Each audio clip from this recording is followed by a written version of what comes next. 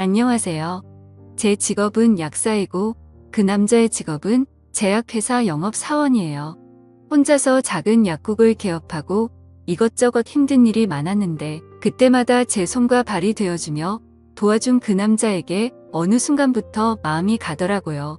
환칠한 키에 희고 깨끗한 피부, 넓은 어깨에 훈훈한 얼굴까지 모든 게 제 이상형이었던 남자였죠.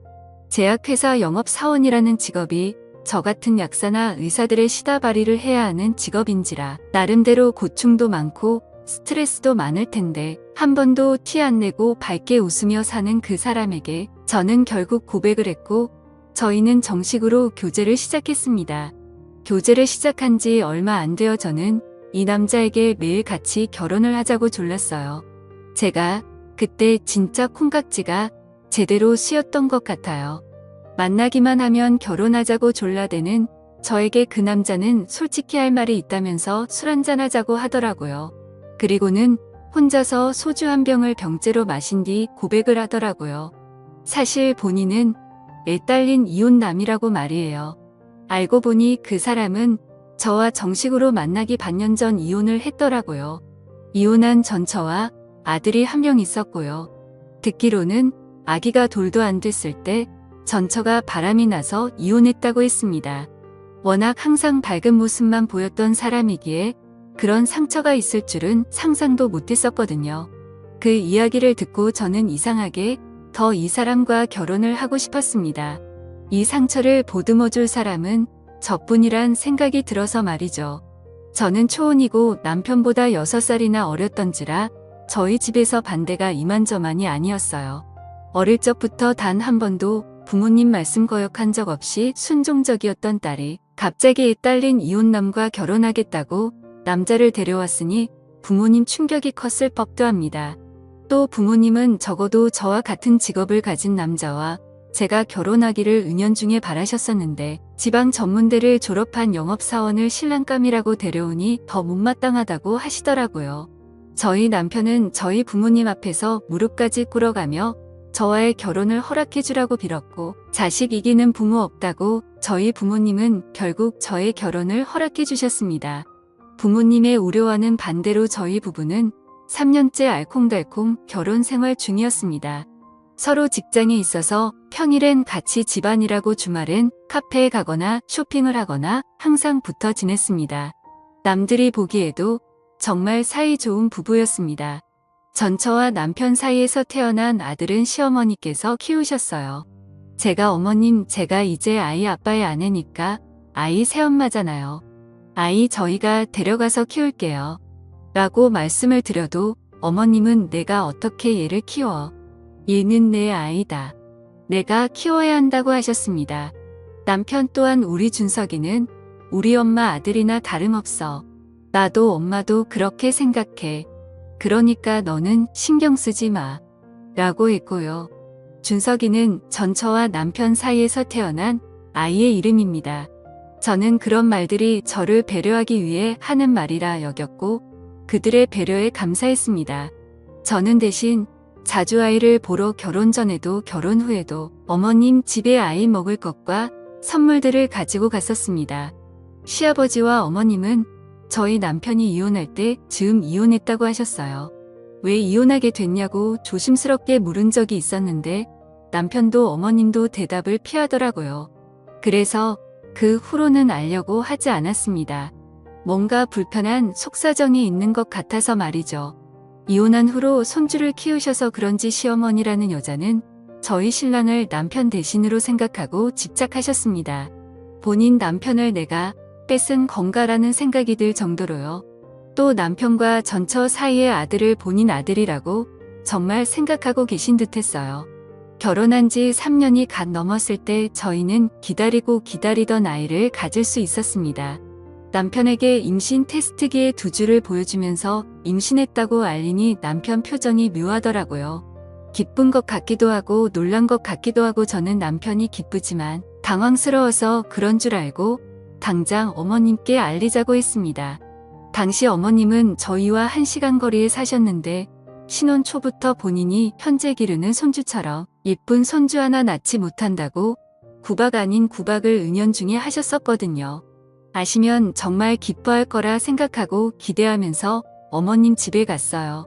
이 사실을 알고 시어머니가 기뻐할 줄 알았는데 어머님은 제 이야기를 듣고 표정이 어두워지시더니 너네 피임도 안 하는 거야 라고 하시는 겁니다. 상상도 못한 어머님의 반응에 어머님 손주 생겼는데 안 기쁘세요 라고 하니 나는 우리 준석이 하나면 충분해. 우리 아들 너도 그렇다고 하지 않았어. 너 엄마한테 이제 준석이 말고 자식 가질 생각 없다고 했었잖아 라고 하시면서 남편을 바라보시더군요. 솔직히 저는 남편이 엄마 왜 그래? 그래도 축하해줘야지 라면서 화를 낼 줄 알았어요. 그런데 어쩔 줄 몰라 하며 맞아 엄마 나는 준석이 하나면 충분해 라고 하는 겁니다. 순간 화가 치솟아서 시어머니 앞이었지만 남편에게 큰 소리로 당신 어떻게 그렇게 말할 수가 있어. 지금 뱃속에서 우리 아이가 그 소리 듣고 얼마나 속상하겠어 라고 소리 질렀어요. 그랬더니 남편이라는 놈얘가 어떻게 그런 소리를 들어 우리 그냥 얘 지울까라는 겁니다. 옆에서 시어머니라는 여자 또한 그래라. 우리 준석이 하나면 우리 집대 충분히 이을 수 있어. 너네 애 없이도 지금껏 잘 살았는데 무슨 애를 낳겠다는 거야 라면서 부추겼고요. 어머니는 어머니니 저 볼 때마다 준석이처럼 예쁜 아들 하나 낳지 못한다면서 구박하셨잖아요. 그런데 왜 갑자기 그렇게 말씀하세요 라고 제가 따지니 그건 그냥 우리 준석이가 예뻐서 한 말이지 너한테 손주 낳아주라고 한 말은 아니야 라고 대답하시는 시어머니 말에 기가 막히더군요. 그래서 남편에게 물었어요. 이혼한 전처의 아들이 앞으로 내가 낳을 아이보다 더 소중한 거냐고요. 그랬더니 시어머니가 너 무슨 말을 하는 거야. 우리 준석이는 그 못난 자식 아들이 아니라 내 아들이야 라는 겁니다. 어머님 왜 그러세요? 정신 차리세요. 어머님이 낳으셨어요. 전처가 낳은 거잖아요. 그 바람난 전처가요. 당신 우리 엄마한테 왜 이렇게 큰 소리야. 진짜 당신들 이상해. 정말 당신들 제정신 아니야. 정말 제가 미친 건지 이 사람들이 미친 건지 알 수가 없었습니다. 그 후로 남편과의 사이는 점점 냉랭하게 변해갔어요. 뱃속 아이는 점점 커갔지만 그만큼 남편과의 거리도 멀어졌습니다. 그런데 어느 날 산부인과에 갔더니 뱃속 아이가 지난번 초음파로 봤을 때보다 딱히 자란 것 같지도 않고 심장도 느리게 뛴다고 하더라고요. 너무 놀라 그 후로 약국도 사람을 써서 운영하고 걷는 것도 조심하고 내내 침대에 누워있으면서 조심했어요. 그러나 결국 아이를 8개월 차에 하늘나라로 보내야만 했습니다. 청천벽력이었습니다. 죽고만 싶었습니다. 제 인생에서 그렇게 힘든 적은 없었던 것 같네요. 뱃속에 죽은 아이를 꺼내기 위한 유도 분만 중 제가 숨을 제대로 쉬지 못해 위험해져서 수술까지 해야 했어요. 저의 엄마는 저 죽는다고 울고불고 난리가 났었는데 시어머니라는 여자가 겨우 정신을 차린 저에게 다가와서 한 말이 뭔 줄 아세요? 나 때는 무통주사도 없었어. 세상 좋아진 줄 알아. 였습니다. 비참했습니다. 그래도 내가 사랑하는 사람의 엄마니만 참아야 해. 라고 저의 감정을 스스로 추스르려 했으나 만날 때마다 저에게 상처 주는 말을 하니 만나기가 싫어지고 멀어지게 되고 싫어지게 되더군요. 남편이라는 놈은 바쁘다며 그날 제 옆을 지키지 않았고요. 그 후로 시어머니가 오셔도 아는 체도 하기 싫더라고요. 남편은 자기 엄마라고 제가 시어머니 왔을 때 반갑게 인사도 안 하고 보는 둥마는 둥하며 방으로 문 닫고 들어가 버리는 거에 화가 난다고 했습니다. 아이를 보내고 시어머니 일로 얘기하다 싸움이 번져 이혼 얘기까지 나왔던 시점부터 남편은 철저하게 저를 외면하기 시작했습니다. 그러던 어느 날 남편이 갑자기 기시 부모가 살고 있는 그리고 친한 친구 2명이 살고 있는 지방으로 내려가 일하겠다고 하더군요. 그곳에 있는 대학병원 영업을 맡을 수 있는 기회가 왔다고 훨씬 영업일이 편해질 것 같다고 하면서 말이죠. 돈도 훨씬 많이 벌면서 주말 근무도 피할 수 있다고 하면서 꼭 내려가야겠다고 하더라고요. 어머님 집에 살면서 돈을 벌겠다고 했습니다. 그러면서 제가 원하면 저도 함께 내려가자고 하더라고요. 남편은 알고 있었습니다. 제가 내려가서 사는 게 불가능하다는 것을 말이에요. 어찌 개업해서 이제 자리 잡은 약국을 버리고 내려갈 수 있겠어요? 내가 내려가는 게 불가능한 거 잘 알잖아. 알겠어. 그럼 혼자 내려갈게. 꼭 그렇게 해야겠어? 지금 나 몸도 제대로 추스르지도 못했어. 내가 옆에 있다고 달라지는 게 있어. 우리 어차피 대화도 없이 남처럼 지내고 있잖아. 서로 함께 살면서 숨 막히게 사느니 따로 편하게 사는 게 낫지 않겠어. 내가 내려가는 것 자체가 쉽게 결정할 문제가 아닌 것 같다고 제가 말하니 비웃으며 무시하더군요. 그러면서 남편은 저에게 상의도 안 하고 그 주말에 짐을 싸서 시어머니 집으로 내려가 버렸습니다. 알고 보니 저에게 이런 말을 하기도 전에 이미 직장에서 담당 영업 지역을 바꾼 상태였어요. 모든 준비를 마친 상태에서 저에게 통보를 했었던 거였죠. 남편은 주말에는 올라오겠다고 그때 시간을 보내자고 하더라고요. 그렇게 해서 어이없게 순식간에 주말 부부가 되었습니다. 이미 벌어진 일이고 되돌리기엔 늦은 것 같아 긍정적으로 생각하려 노력했습니다. 남편이 정말 윤택한 삶을 위해 결정한 거라고 믿고 싶었어요.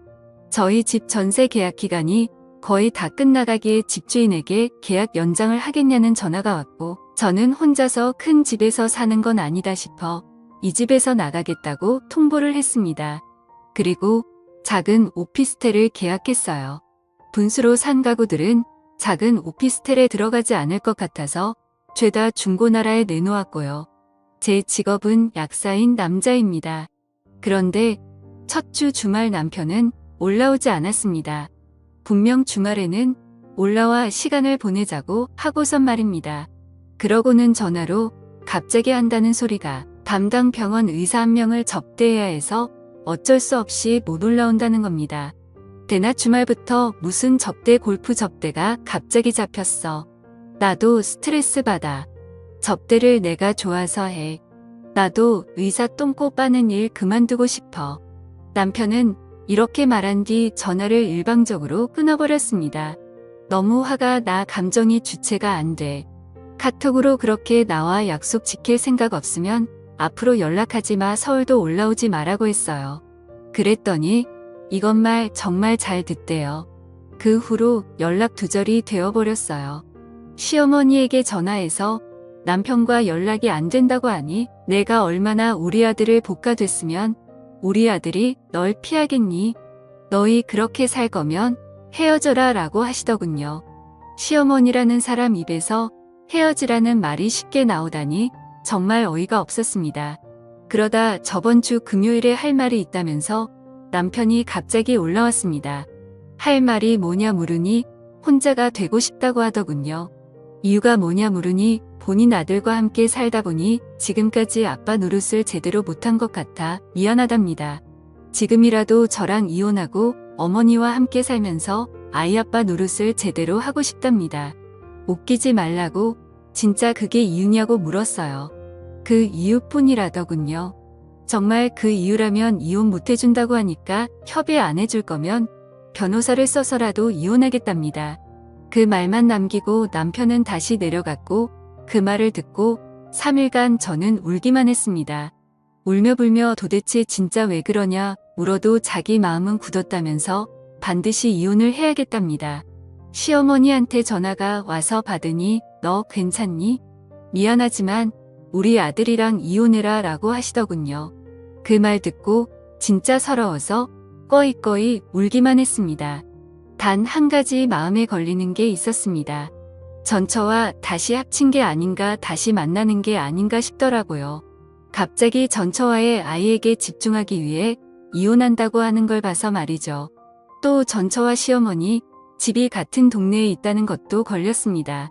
저 몰래 내려가서 둘이 자주 만나도 저는 모르는 거잖아요. 저는 목요일에 연락도 없이 시어머니 댁에 내려갔어요. 퇴근 시간도 전인데 남편이 웬일로 집에 있더라고요. 갑자기 남편 폰을 뺏어서 문자와 카톡 내역을 뒤졌습니다. 도대체 뭐 하는 거야 라고 말하면서도 핸드폰을 뺏질 않길래 사진 앨범에 있는 사진들도 하나하나 확인했습니다. 그리고는 남편 차 키를 뺏어서 주차장으로 내려가 남편 차 블랙박스도 다 봤습니다. 전처와 연락한 흔적이 전혀 없더군요. 또 다른 여자와의 바람 핀 것도 안 찾을 수 없었습니다. 그냥 정말 나랑 헤어지고 싶어서 그런가 보다 싶었어요. 한편으로는 이상하게 찜찜한 점들이 있었습니다. 제가 핸드폰을 내놓으라고 할 때 핸드폰을 뺏지 않고 처음부터 끝까지 보게 해준 것도 이상했어요. 또 블랙박스 녹화 보니 며칠 전 거부터밖에 없고 그전 것은 모두 삭제돼 있었던 것도 이상했습니다. 저는 남편에게 알겠다고 깔끔하게 헤어져 주겠다고 다만 정리할 시간을 주라고 말한 뒤 다시 집으로 돌아왔어요. 그냥 집으로 들어왔냐고요? 아니죠. 잠시 부엌에서 시어머니가 안방에 들어가 있고 남편이 화장실에 들어가 있던 사이에 그 둘 몰래 작은 카메라 하나를 주방 식탁 아래에 몰래 붙여두고 왔습니다. 사실 남편 차 조수석 아래에도 하나 설치했고요. 카메라 2개를 준비해서 내려올 때만 해도 전처와 무언가가 있을 거라 생각하고 전처와 남편 놈의 불륜 행각을 제대로 녹화해서 망신을 줄 생각이었거든요. 어찌됐든 뭔가 수상하니 그 이유를 알아내기 위해 카메라를 설치해 왔어요. 아무래도 설치한 장소가 식탁 밑과 조수석 아래다 보니까 제대로 찍히는 것도 없더라고요. 다만 자동성 인식 기능 덕분에 대화 소리가 들리면 제 핸드폰으로 알람이 왔기에 도청은 제대로 할 수가 있었습니다. 집에 돌아오는 길부터 내내 핸드폰 중독자처럼 핸드폰을 켜놓고 이어폰을 낀 상태로 무슨 소리가 들리나 듣는 게 제 일이었네요. 제가 가자마자 시어머니라는 여자제 욕을 그렇게 해대더군요. 내가 그년 처음 집에 내가 데려왔을 때부터 마음에 안 들었어. 자기야 내가 내 와이프 좋아서 결혼한 거 아닌 거 알잖아. 이번에 협의 이혼하고 재산 분할 제대로 받으면 우리 준석이도 더 좋은 환경에서 키울 수 있을 거야. 조금만 기다려줘. 저는 제 귀를 의심했습니다. 본인 엄마에게 자기라고 부르는 아들이라니요. 저는 소리를 더 키워서 그 둘의 대화를 듣기 시작했습니다. 내가 지금까지 참고 참았는데 나한텐 분명히 1년도 안 살고 이혼할 거라고 했잖아. 그런데 왜 아기까지 가져? 그년이랑 결혼해도 부부처럼 안 지낸다며. 그년이랑 안 하고 나랑만 한다고 했던 약속도 어겼잖아. 어떻게 그럴 수가 있어?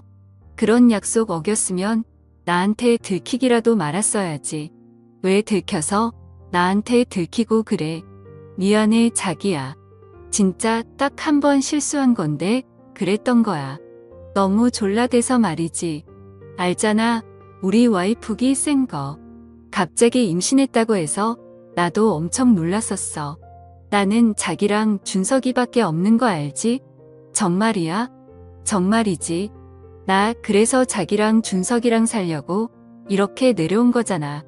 내가 그년이랑 이번에는 꼭 협의 이혼할게. 이혼 안 해준다고 하면 재차 청구로 몰아서 이혼 소송할게.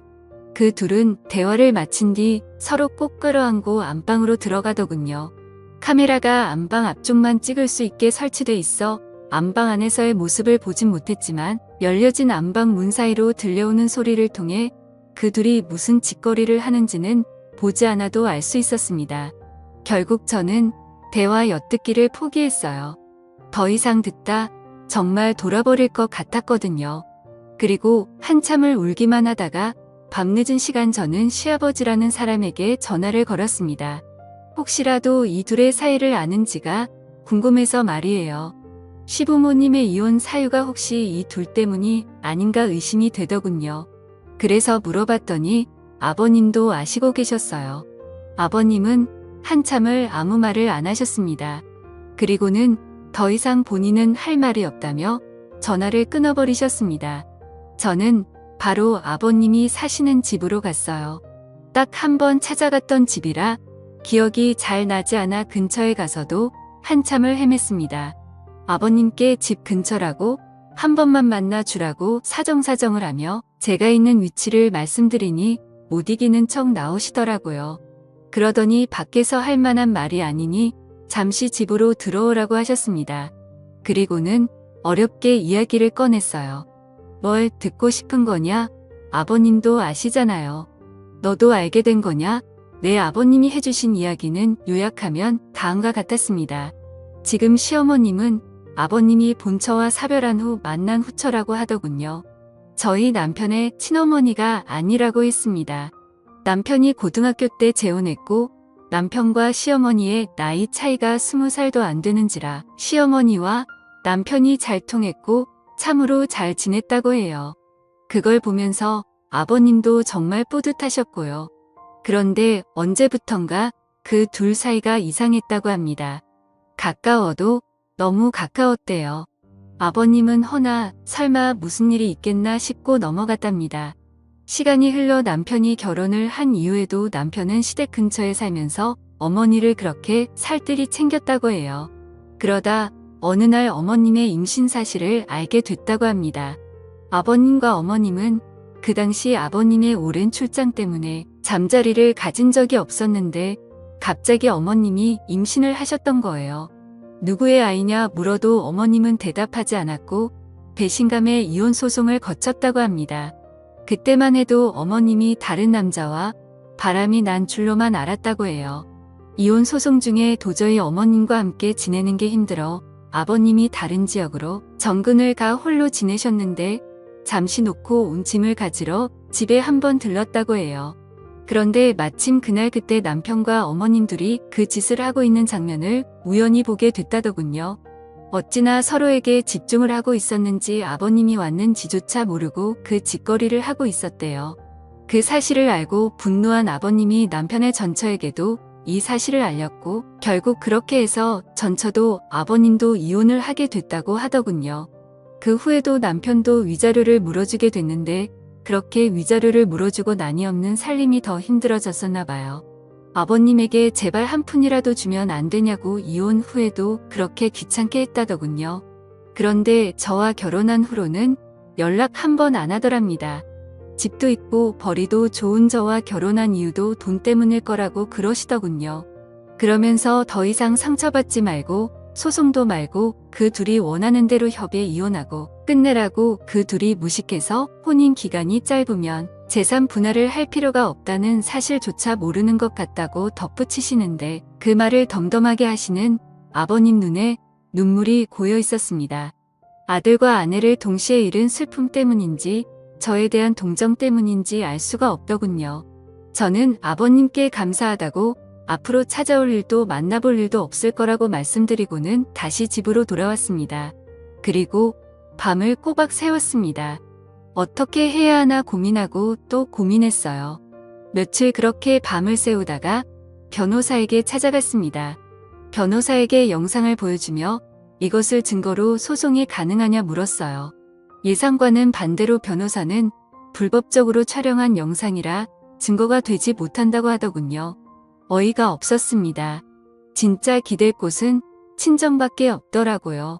말씀 안 드리고 어떻게든 혼자 해결하려 했는데 결국 저는 친정에 찾아가서 엄마 아빠에게 이 모든 사실을 말씀드렸습니다. 저의 엄마 아빠는 가슴을 치면서 우시더군요. 그러면서 본인들이 끝까지 반대했어야 했다고 결국 허락한 본인들 책임이라며 자책들을 하셨습니다. 아빠는 한참을 그렇게 가슴을 치시고 우시더니만 집에 있는 가장 큰 골프채 하나를 가지고 집 밖으로 나가셨어요. 엄마와 저는 따라 나갔고요. 누구도 입 밖으로 꺼내지 않았지만 아빠가 어디로 갈지는 엄마도 저도 알고 있었습니다. 저희는 침묵 속에서 아빠 차를 타고 시어머니와 남편이 지내는 집으로 갔습니다. 집으로 가니 정신 나간 시어머니와 남편 놈 모두 깜짝 놀라서 아빠를 토끼 눈으로 쳐다보더라고요. 아빠는 야, 이 짐승 같은 인간들아. 니네가 사람이냐라고 하며 골프채를 휘두르셨고 그들은 아빠를 피하기 위해 머리를 손으로 감싸면서 주방 식탁 안으로 들어갔습니다. 아빠는 그 식탁을 발로 차서 넘어뜨리고 저 또한 주방 의자를 남편 놈에게 던졌습니다. 진짜 한참을 그렇게 저랑 아빠가 미친 듯이 휘두르고 던지고를 반복했던 것 같네요. 기억이 잘 나지 않지만 정신을 차렸을 땐 남편 놈과 시어머니가 무릎을 꿇고 울면서 빌고 있었습니다. 그걸 보면서 엄마 또한 바닥에 쓰러져 펑펑 우셨고 아빠 또한 우는 엄마를 껴안고 미친 듯이 흐느끼셨어요. 저는 이상하게 눈물이 나지 않더군요. 이 모든 게 현실로 느껴지지 않아서 말이에요. 그 둘에게 저는 다가가서 카메라를 보여주며 여기에 찍힌 모든 것들 공개해서 망신당할 건지 아니면 가진 거 다 주고 이혼할 거냐 물었습니다. 남편놈 그래도 망신당하는 건 무서웠는지 가진 거 다 주고 이혼하겠다고 제발 지워달라고 빌더군요. 그래서 제가 각서를 쓰라고 했어요. 위자료 주고 깨끗하게 이혼하자고 말이에요. 저는 온갖 욕설을 퍼부으며 또다시 골프채를 휘두르려고 하시던 아빠를 말리고 엄마를 부축해서 친정에 다시 돌아왔어요. 그 뒤로 지금까지 친정에서 지내고 있는 중입니다. 진심으로 앞으로 어떻게 살아야 할지 답답하지만 그래도 힘내서 살아보려고 합니다.